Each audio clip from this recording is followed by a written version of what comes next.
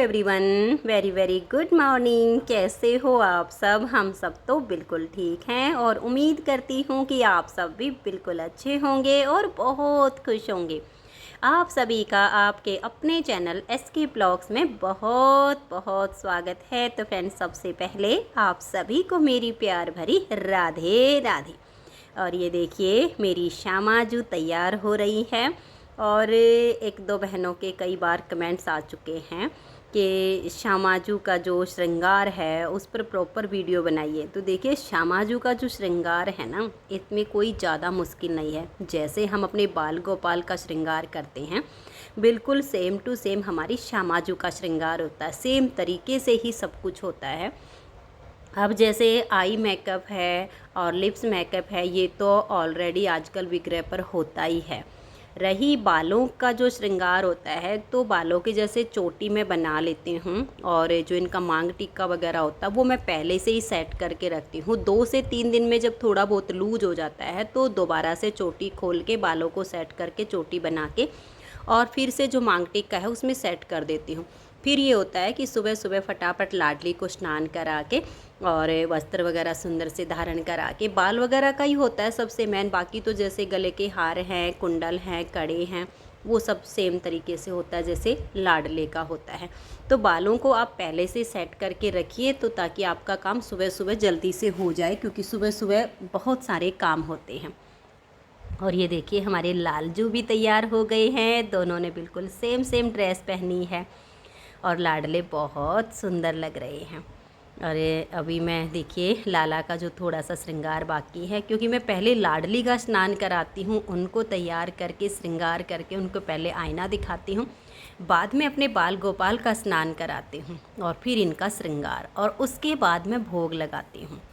अब जैसे कुछ होते हैं कि पहले आरती वगैरह करते हैं, बाद में भोग लगाते हैं, कुछ स्नान से पहले ही भोग लगा देते। तो ये भक्ति होती है, मन का भाव होता है, इसमें कोई नियम नहीं होता है कि ये सब पहले ही करना ज़रूरी नहीं है।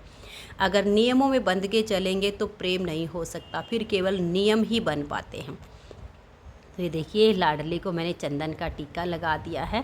और एक बहन ने भी पूछा था कि आप टीका कौन सा लगाते हो, तो मैं गोपी चंदन का इस्तेमाल करती हूँ, क्योंकि जो मार्केट में बना हुआ तिलक आता है ना, जो चंदन आता है, उसका जब हम तिलक लगाते हैं तो लड्डू गोपाल के जो माथे की स्किन होती है ना, वो काली पड़ जाती है।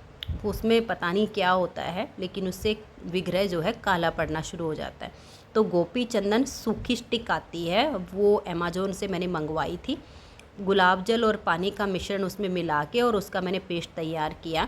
अब थोड़ा बहुत सूखता है तो उसमें थोड़ा सा गुलाब जल और डाल देती हूँ या थोड़ा सा पानी डाल देती हूँ, वो गीला रहता है, और उसी का मैं टीका खुद भी लगाती हूँ और अपने लालजू को भी लगाती हूँ। तो ये देखिए, दोनों को आईना दिखा दिया है, दोनों की बलाई ले ली हैं और अब लगा देती हूँ भोग। अब मैं जब दूध और बिस्कुट लेकर आई हूँ, सुबह मैं दूध बिस्कुट का भोग लगाती हूँ, और जैसे कभी लड्डू वगैरह होते हैं तो साथ में लड्डू हो जाते हैं। कोई और खाने पीने की चीज़ ऐसी होती जो दूध के साथ हम अपने बाल गोपाल को, अपनी श्यामाजू को खिला सके, उनका भोग लगा सकते हैं। तो ये अभी दूध पिलाते टाइम मैं इस तरह से 2 रुमाल लेती हूँ, ताकि देखो, एक मन का भाव होता है। कुछ लोग कहते हैं ऐसे नहीं करना चाहिए, ऐसे नहीं करना चाहिए। ऐसे लोगों की सुननी ही नहीं चाहिए जो ऐसे बोलते हैं, क्योंकि फिर मैं कह रही हूँ कि भक्ति भाव की होती है। मन में भाव आता है कि ये हमारे प्यारे से बाल गोपाल है, हमारे बच्चे हैं, तो अपने बच्चों को कैसे खिलाएगी एक माँ, ठीक उसी तरह से मैं अपने हाथों से इस तरह से खिलाना पसंद करती हूँ। मेरे मन को अच्छा लगता है, आप ठीक उसी तरह से कीजिए। ये जो आप कभी कभी देखोगे वीडियो में, ऐसे नहीं करना चाहिए, ऐसे नहीं करना चाहिए, अगर इन चक्करों में पड़ेंगे तो सेवा नहीं हो पाएगी, भाव नहीं हो पैदा हो पाएगा। तो अभी मैं इनको भोग लगा देती हूँ और फिर आचमन वगैरह करवा के बाद में मैं आरती करती हूँ। तो अब जो आप दर्शन कर रहे हो, ये आरती के बाद के हैं। तो लोटे में जो जल है ये मैं सूर्य भगवान को अर्पित करूँगी। 1 लोटा जल का ऐसे पूजा करते टाइम भर के रख लेती हूँ, क्योंकि सूर्य में भी मेरे वही कृष्ण हैं। तो फिर मैं बाद में यही भाव करके, मेरी राधे श्याम हैं, और मैं सूर्य भगवान को ये जल अर्पित करती हूँ। और जो स्नान के बाद का जो जल होता है ना, जैसे मैं, विशाल, अनुज जिसके पापा होते हैं, वो भी, हम सारे पहले चरणामृत ले लेते हैं उसमें से। फिर जो बचता है उसमें थोड़ा सा और पानी मिला के, मेरे तुलसी के पौधे हैं, एलोवेरा के पौधे हैं, मैं थोड़ा थोड़ा सा चरणामृत और जल मिला के वो उन पौधों में डाल देती हूँ, तो पौधों को भी चरणामृत मिल जाता है। तो मैं इस तरह से, और ऐसे नहीं होता है कि भाई ठाकुर जी को स्नान कराया, श्यामा जी को स्नान कराया और जल को ऐसे ही नाली में नहीं डालना चाहिए, ये गलत होता है, क्योंकि वो ठाकुर जी का चरणामृत है। पेड़ पौधे हों उनमें डाल दें और चरणामृत का पान रोज़ खुद करें। इससे जो हमारी भक्ति है वो पुष्ट होती है, हृदय में जो भाव है वो प्रगाढ़ होता है, भक्ति बढ़ती है। और ये देखिए अब मैं आ गई हूँ रसोई में, क्योंकि मेरी जो सुबह की पूजा आरती है वो सब संपन्न हो गई। और अब मैं बना रही हूँ खीर, क्योंकि आप सब जानते हो कि श्राद्ध लग चुके हैं।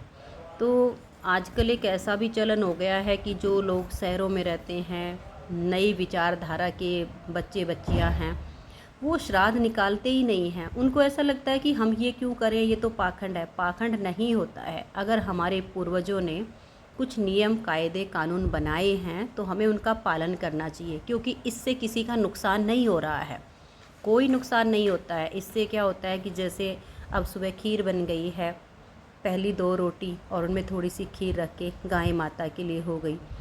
पक्षी होते हैं उनको कुछ दाना डाल दें, जो कुत्ते वगैरह होते हैं उनको रोटी डाल दें। अब ज़रूरी तो नहीं सबके आसपास से ये हो सके कि पंडित जी को भोज करा दें। जिनके वहाँ पर ये सुविधा हो कि भाई पंडित जी को बुला कर किसी घर में किसी अपने का श्राद्ध हो रहा है पूर्वजों के, तो पंडित जी को बुला के भोज करा दे, या पास में हो तो पंडित जी को दक्षिणा दे आए। अगर ऐसा संभव नहीं है तो गायें, कुत्ते, पक्षी ये सब तो सब जगह होते हैं, कहीं भी पक्षियों को दाना डाल दें, कुत्तों को रोटी खिला दें, गाय का खीर बना दें। और जो खीर बनी है उसी बच्चे घर में पूरा परिवार उसको पा लेता है। पाता तो अपना परिवार ही है, खाता तो अपना परिवार ही है, लेकिन कहते हैं इससे हमारे जो पितृजन हैं वो प्रसन्न होते हैं, ये उनको मिलता है। तो जैसी भी धारणा है, जैसा भी है, उनका पालन करना चाहिए, इससे किसी का कोई नुकसान नहीं होता है।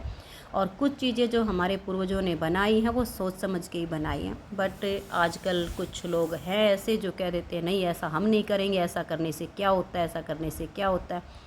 अब होना नहीं होना वो तो परमात्मा जाने, लेकिन आज के टाइम में अशांति बहुत ज़्यादा फैली हुई है। पहले लोगों के पास इतना धन भी नहीं होता था, लेकिन शांति मन में बहुत ज़्यादा होती थी। आज सब घरों में धन की तो कमी नहीं होती है, लेकिन शांति की बहुत ज़्यादा कमी, क्योंकि विचारधारा बदल गई है, खान पान बदल गया है। खान पान अशुद्ध, विचार अशुद्ध, तो अशांति अशांति। इसलिए हमें अपने बड़ों की बात माननी चाहिए जो ज़रूरी होती है।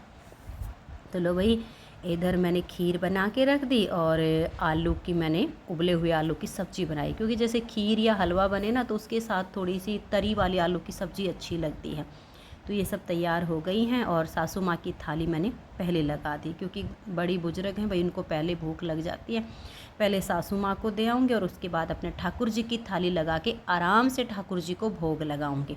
क्योंकि भाई उसमें ये होता है कि मैं ठाकुर जी को भोग लगाने जाऊँ, उधर सासू माँ को ये लगे कि इनमें ही लगी रहती है और मुझे भूख लगी, ये भी अच्छा नहीं होता है। घर के बड़े बुजुर्ग जो होते हैं उनको पहले मतलब भोजन करा के और आराम से अपने ठाकुर जी की सेवा करो, यही भाव होना चाहिए कि इनमें भी भगवान जी ही विराजमान है।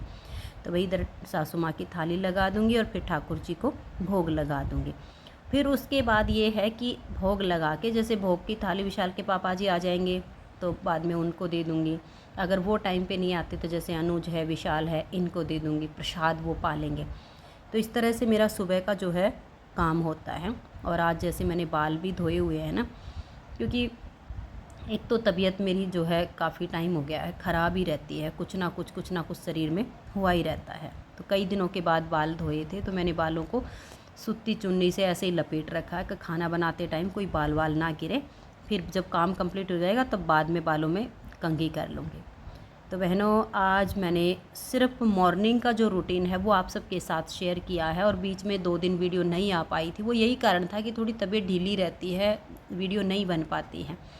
तो आज की इस वीडियो का मैं यहीं पर एंड करती हूँ। अगर आप सबको वीडियो थोड़ी सी भी अच्छी लगी हो तो वीडियो को लाइक शेयर कर देना। मिलते हैं नेक्स्ट वीडियो में, तब तक के लिए आप सभी को मेरा प्यार भरा नमस्कार, प्यार भरी राधे राधे। आप सब खुश रहिए, अपना अपना ध्यान रखिए। आप सभी को मेरी और मेरे गोविंद की तरफ से प्यार भरी राधे राधे।